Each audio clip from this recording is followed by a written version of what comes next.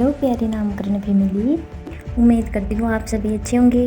तो मैं लेकर आई हूँ आपका चहेता कार्यक्रम नामकरण।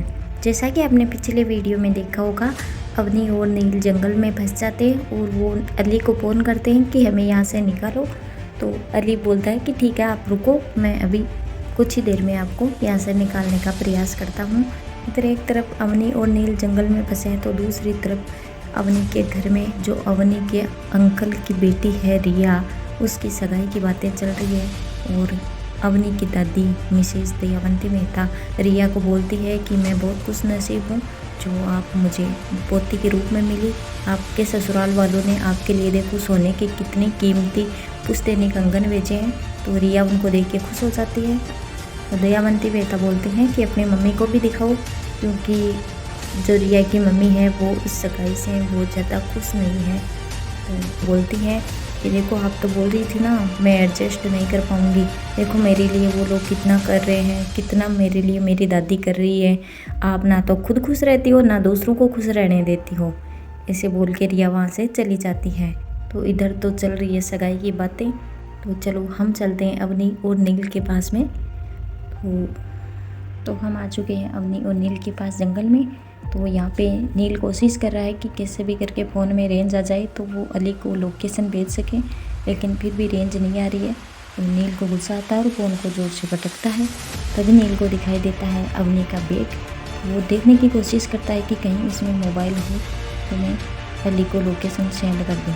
तभी अवनी वहाँ पे आ जाती है और बोलती है किसी ने सिखाया नहीं लड़कियों के बैग को हाथ नहीं लगाते हैं। नील मजाकिया स्वर में बोलता है लड़की कहाँ, मुझे तो नहीं दिख रही कोई लड़की यहाँ पे, मुझे तो पंच मार और गला फाड़ने वाली दिख रही है। तो अवनी को गुस्सा आता है और वो वहाँ से जाने लगती है। तो नील अवनी को डराता है कि यहाँ जंगल में बहुत सारे जानवर हैं, अभी सांझ भी होने वाली है, तो आप यहीं रुक जाओ, सुबह चली जाना। तो अवनी बोलती है आपको यहीं रहना है तो रहो, मैं तो चली। तो नील बोलता है चलो कोई ना, आप जाओ, लेकिन आपको घूम फिर के यहीं आना पड़ेगा क्योंकि ये रास्ता वापस यहीं पे आएगा। तो उन्हें बोलती है अपना ज्ञान अपने पास रखो, मैं तो चली। और ऐसे बोल के वहाँ से चली जाती है। तो नील उसके पीछे पीछे जाता है। उन्हें वहाँ से रवाना होकर कुछ दूर चलती है कि जंगल में डरावने से सवार आने लगते हैं, जानवरों की आवाज़ें आती है चारों तरफ से। तो नील सोचता है कि कहीं वो डर ना जाए, इसलिए वो उसके पीछे पीछे आता है। तो अवनी को लगता है कोई जंगली जानवर उसका पीछा कर रहा है, तो वो एक पेड़ के पीछे छुप जाती है। तभी नील निकल के आता है। फिर अवनी बोलती है डरा दिया। तो नील मजाकिया स्वर में बोलता है अच्छा तेरे को भी डर लगता है, अभी तो बोल रही थी मेरे को डर नहीं लगता। ऐसे करते हुए वो लड़ते लड़ते वहाँ से चले जाते हैं। थोड़ी दूर आगे जाने के बाद नील को एक सांप दिखाई देता है और अवनी जैसे उसके पास से जाने लगती है, सांप अपना फन फैला देता है। तो नील अवनी को झट से पकड़ के वापस खींच लेता है पीछे की तरफ। नील अवनी के बालों से क्लेचर निकालता है और उसको फेंक के सांप से दूर भगा देता है। तो बोलता है अब जाओ। तो दोनों फिर से रवाना हो जाते हैं और जंगल में रास्ता ढूंढने की कोशिश करने लगते हैं।